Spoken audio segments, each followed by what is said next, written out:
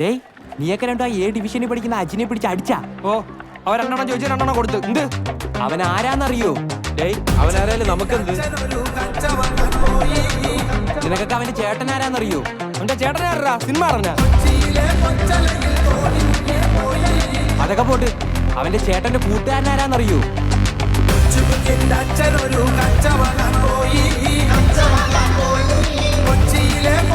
തീർന്നടാ,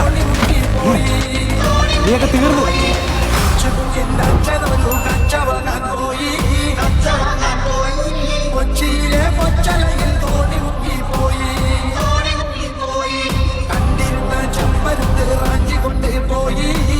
ആരവൻ അടിച്ചത്?